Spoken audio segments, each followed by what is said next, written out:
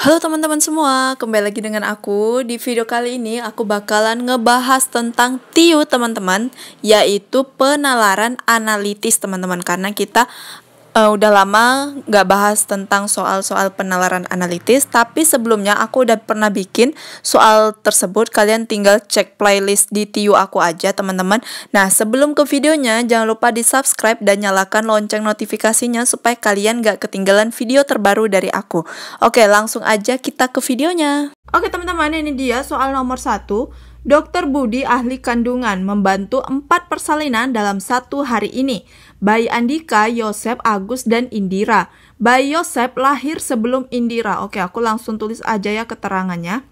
Di sini dia bilang bayi Yosep lahir sebelum Indira. Berarti Yosep dulu lahir baru Indira ya. Nah, aku tulis gini aja deh.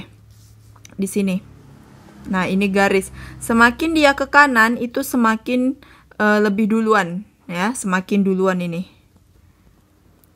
Nah, semakin ke kiri maka dia semakin akhir lahirannya. Nah, oke. Di sini dia bilang kan bayi Yosep lahir sebelum Indira. Jadi aku bisa tuliskan Yosep itu ada di sini. Kemudian anggaplah Indira itu di sini, ya kan? Yang penting Indiranya nggak di depan Yosep. Kemudian keterangan selanjutnya, bayi Indira lahir setelah Yosep. Nah, bener ya, Indira lahir setelah Yosep. Nah, dan sebelum Andika, berarti Andikanya itu di belakangnya si Indira, teman-teman. Kenapa? Karena kan si Andika lahirnya setelah Indira, ya kan? Dan Indira lahir sebelum Andika. Oke, kemudian bayi Agus lahir sebelum Yosep. Nah, berarti bayi Agus lahir duluan ketimbang Yosep. Jadi di sini Agus. Ya. Aku singkat aja dengan AG. Nah, terus yang ditanyakan apa nih? Pernyataan yang benar adalah, oke, berarti di sini kita langsung aja lihat optionnya. Yang A, bayi Andika lahir paling pertama. Nah, yang A ini salah ya. Kenapa? Karena Andika ini lahirnya yang paling akhir. Jadi yang A itu salah. Yang B, bayi Yosep lahir paling terakhir. Nah, Yosep itu lahirnya nggak terakhir teman-teman, tapi yang kedua setelah Agus. Jadi yang B salah. Nah, yang C, bayi Agus dan Andika lahir berurutan. Nah, ini juga salah ya teman-teman, karena bayi Agus itu lahirnya paling pertama ketimbang Andika teman-teman. Dan mereka nggak berurutan lahirnya. Kemudian yang D, bayi Agus lahir paling pertama. Nah, yang D ini jawaban yang paling benarnya teman-teman. Kenapa? Karena di sini kan Agus di urutan pertama sebelum Yosep, ya kan? Nah, jadi jawaban yang paling tepat adalah yang D. Coba kita lihat yang E. Bayi Indira lahir sebelum bayi Yosep. Nah, bayi Indira itu lahirnya setelah Yosep, teman-teman. Nah, jadi yang E juga salah. Nah, jawaban yang paling tepat adalah yang D. Oke, kita next lanjut ke soal nomor 2. Oke, ini dia soal nomor 2. Ria, Bimo, Eli adalah petugas bendera pagi ini. Eli berdiri satu baris dengan kedua rekannya dengan posisi berderet dari kiri ke kanan. Oke, berarti posisinya itu kayak gini ya teman-teman. Nah, pembawa bendera kan posisinya kayak gini, 3 orang. Nah, kemudian kita baca langsung syaratnya. Eli berdiri paling dekat dengan Ria daripada dengan Bimo. Oke, kita anggaplah si Eli itu ada di sini, Ria ada di sini, Bimo ada di sini. Atau di sini Eli, di sini Ria, di sini Bimo, gitu ya. Nah, kemudian kita baca lagi pernyataan selanjutnya. Semula Ria berdiri tepat di sebelah kiri Bimo, sebelah kiri Bimo teman-teman. Berarti di mana nih sebelah kirinya Bimo? Berarti di sini ya. Nah, berarti yang ini kita nggak pakai, berarti kita pakai yang ini. Oke, paham ya? Nah, kemudian kita lanjut lagi nih. Tetapi kemudian Ria bertukar posisi dengan Eli. Manakah posisi baru yang paling tepat setelah itu? Oke, berarti yang ditanyakan adalah posisi barunya. Nah, di sini ada keterangan Ria bertukar posisi dengan Eli. Kita tahu kalau Eli itu ada di sini, Ria ada di sini. Kemudian kita tukarkan aja. Si Ria jadi di sini, si Eli jadi di sini. Nah, jadi posisi barunya itu adalah gini teman-teman. Ria, Eli, Bimo. Nah, ini posisi barunya teman-teman. Ini adalah posisi sebelum yang dipindahkan. sebelum berubah, teman-teman. Nah, kita langsung cocokin aja nih dengan optionnya. Yang A, Eli berdiri di antara Ria dan Bimo. Nah, benar nggak kira-kira teman-teman? Di sini Eli di antara Ria dan Bimo. Nah, yang A ini benar ya teman-teman. Jadi jawabannya itu A. Tapi karena kita belajar, kita lihat satu persatu nih optionnya. Yang B, Ria berdiri di antara Bimo dan Eli. Nah, yang B ini salah ya teman-teman, karena ini urutan yang lamanya, bukan urutan yang baru ya kan. Nah, jadi yang B kita eliminasi. Yang C, Eli berdiri tepat di sebelah kiri Ria. Nah, Eli berdirinya itu di kanan Ria teman-teman, bukan di kiri Ria ya kan. Nah, kalau yang C ini juga urutan yang lama teman-teman, jadi yang C kita eliminasi. Kemudian yang D, Ria berdiri tepat di sebelah kanan Eli. Nah, ini juga salah teman-teman. Ria itu berdiri di sebelah kirinya Eli, bukan kanan Eli. Kanannya Eli itu ada si Bimo. Nah, jadi yang D ini juga salah. Kemudian yang E, Bimo berdiri tepat di sebelah kanan Ria. Nah, sebelah kanan Ria itu ada siapa? Ada Eli ya kan. Jadi si Bimo itu adanya di kanan Eli, bukan di kanan Ria. Nah, jadi yang E juga aku eliminasi. Jadi satu-satunya jawaban yang paling tepat adalah yang A teman-teman. Gitu ya. Oke, kita next lanjut ke soal nomor 3.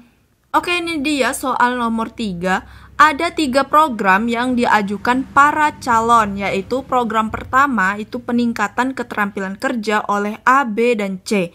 Program kedua itu adalah olahraga oleh B, C, dan D.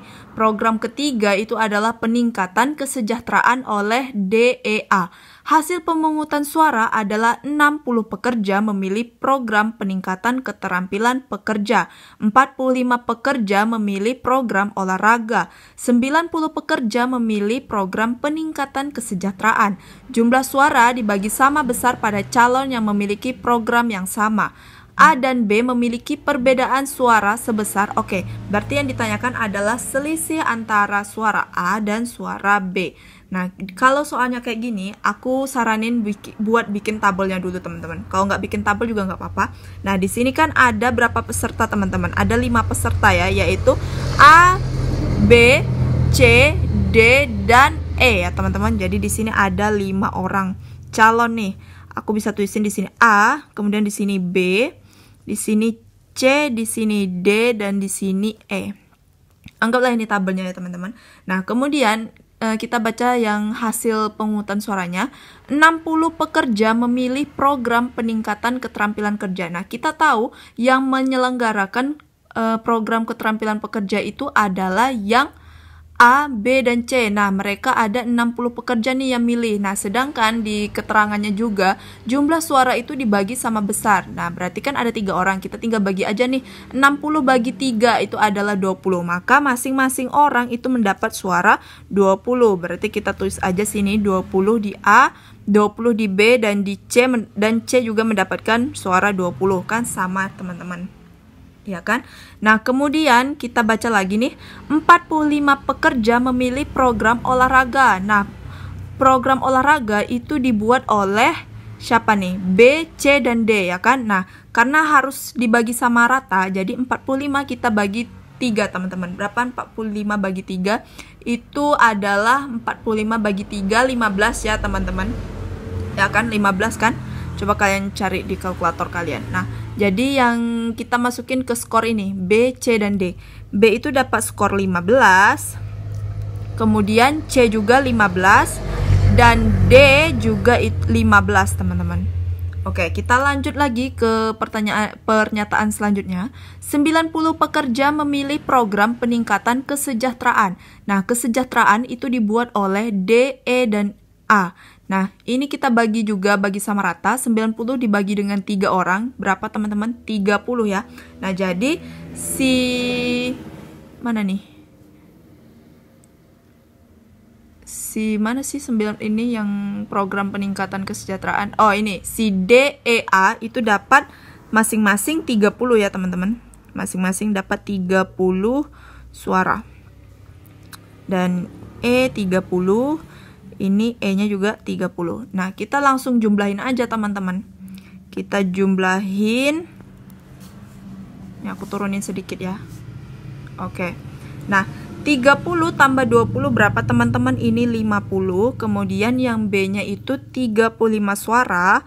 Kemudian yang C itu juga 35 suara, yang D 45 suara, dan yang E adalah 30 suara. Nah, pertanyaannya selisih A dan B itu berapa? Nah, kita tinggal kurangin aja nih teman-teman. 50 dikurangi 35 itu sama dengan 15, ya kan? Nah, jadi kita cari jawaban yang hasilnya 15. Yang mana nih teman-teman? Yang C.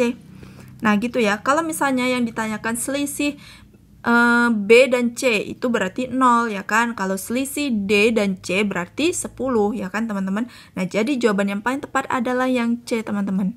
Nah, kalau misalnya ada soal kayak gini, kalian harus bikin kayak gini dulu supaya kalian nggak pusing, gitu ya.